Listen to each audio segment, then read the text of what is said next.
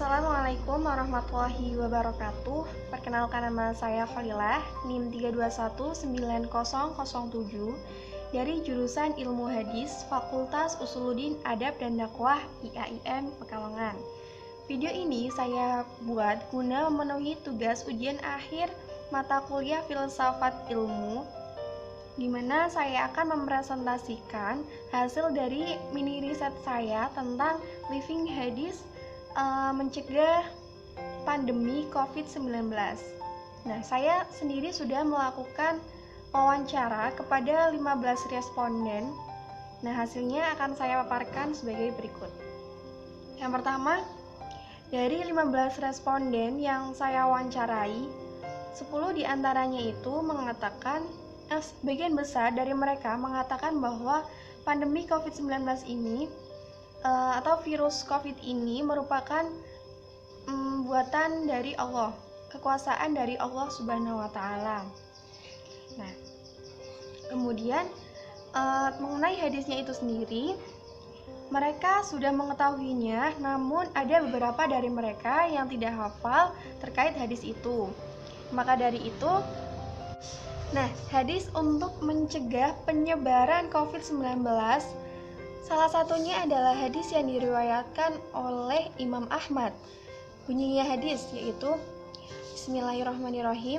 An Aisyah annaha qalat sa'altu Rasulullah sallallahu alaihi wasallam anit taun fa akhbarani Rasulullah sallallahu alaihi wasallam annahu kana 'adaban yab'atsuhullah 'ala man yasha' faja'alahu rahmatan lil mu'minin falaysa mir rajulin yaqata'un fayamkusu fi baitihi sabiran muhtasiban ya'lamu annahu la yusibuhu illa ma kataballahu lahu illa kana lahu mislu ajri syahid.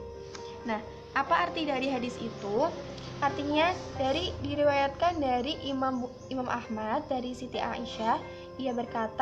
Ia bertanya kepada Rasulullah perihal ta'un, lalu Rasulullah memberitahuku, zaman dulu ta'un adalah azab yang dikirimkan Allah kepada siapa saja yang dikehendakinya, tetapi Allah menjadikannya sebagai rahmat bagi orang yang beriman. Tiada seorang yang sedang tertimpa ta'un kemudian menahan diri di rumahnya dengan bersabar serta mengharapkan ridho ilahi, seraya menyadari bahwa ta'un tidak akan menganiaya selainnya karena telah menjadi ketentuan Allah, niscaya ia akan memperoleh ganjaran seperti pahala orang yang mati syahid. Nah, dari hadis itu bisa kita pahami bahwa untuk mencegah penyebaran COVID-19 maka kita perlu untuk berdiam diri di rumah, seperti yang dianjurkan oleh pemerintah kita sendiri, bahwa kita dianjurkan untuk tidak memperbanyak mobilitas kita atau interaksi kita dengan orang lain. Nah, selanjutnya ada juga hadis. Nah, selain hadis yang tadi, ada juga hadis yang menjelaskan cara-cara untuk mencegah sebuah wabah. Yang kedua yaitu diriwayatkan oleh Imam Bukhari dan Imam Muslim, bunyinya An Abdillah bin Amir bin Rabi'ah an Umar kharaja ila Syam falamma ja'a sar'un balaghahu anna waba qad waqa'a bi Syam fa akhbarahu Abdurrahman bin Auf an Rasulillah sallallahu alaihi wasallam qala idza sami'tum bihi bi aradin fala taqdamu alaihi wa idza waqa'a bi aradin wa antum biha fala tahruju firaran minhu faraja'a Umar bin Khattab min Sar. Nah, artinya itu apa?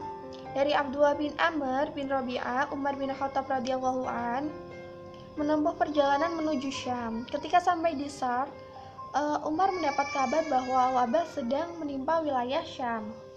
Nah, kemudian Abdurrahman bin Auf ini mengatakan kepada Umar bin Khattab bahwa Rasulullah pernah bersabda, bila kamu mendengar wabah di suatu daerah, maka kalian jangan memasukinya. Tetapi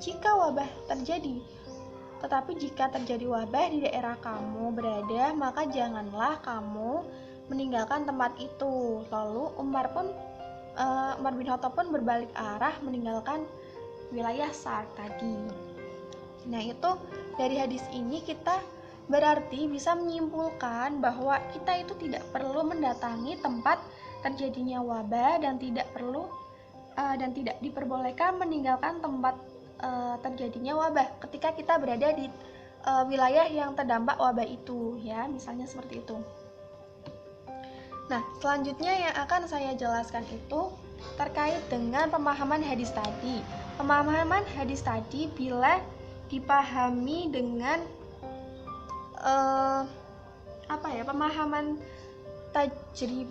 pemahaman yang tajribi, scientific tajribi, atau dengan ilmu pengetahuan, maka dapat diperoleh sebuah pemahaman bahwa untuk mencegah COVID-19 ini, ilmu kedokteran, ilmu saintifik itu menganjurkan kita untuk yang pertama, kita harus mencuci tangan dengan hand sanitizer ataupun sabun. Kemudian kita juga perlu untuk memakai masker seperti yang sudah dianjurkan pemerintah 5M, yaitu apa saja?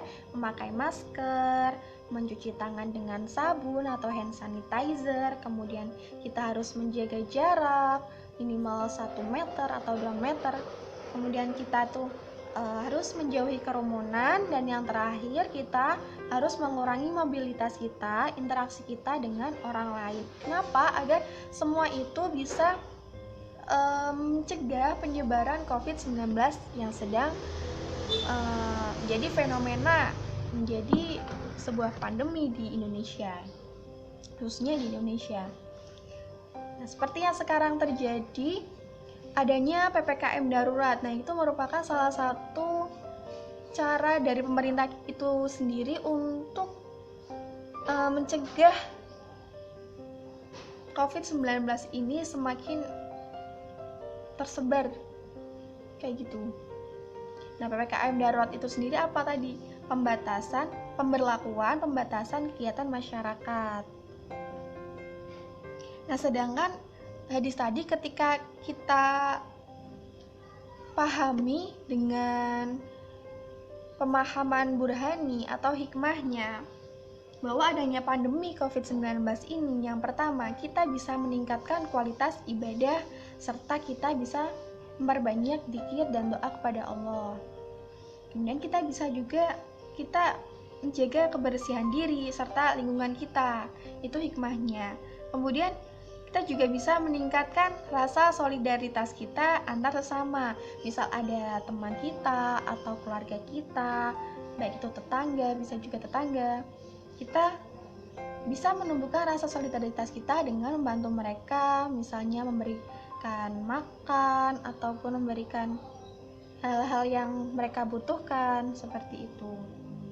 Yang keempat, kita bisa menumbuhkan rasa syukur atas segala nikmat dan karunia yang telah Allah berikan kepada kita, bahwa kita itu merupakan makhluk yang lemah, kita tidak bisa apa-apa. Kita harus sadar bahwa kita itu sangat lemah, tak berdaya, sedangkan Allah lah yang patut, Allah lah yang maha tinggi, Allah lah yang maha tinggi, Allah sebagai pencipta segala langit dan bumi beserta isinya. Jadi kita tidak boleh sombong. Allah juga sangat membenci orang-orang yang sombong. Nah, jadi itu ya, hadis Nabi ketika dipahami, hadis tadi ya, yang tadi itu jika dipahami berdasarkan tekstual atau biasa disebut dengan bayani. Yang pertama, dianjurkan untuk berdiam diri di rumah, seperti yang sudah dikatakan tadi. Kemudian tidak mendatangi tempat terjadinya wabah dan tidak meninggalkan tempat terjadinya wabah. Yang ketiga, mencari pengobatan dan mengharap ridho Allah. Nah, mungkin itu saja yang dapat saya sampaikan. Kurang lebihnya saya mohon maaf. Wabillahi taufiq wal hidayah. Wassalamualaikum warahmatullahi wabarakatuh.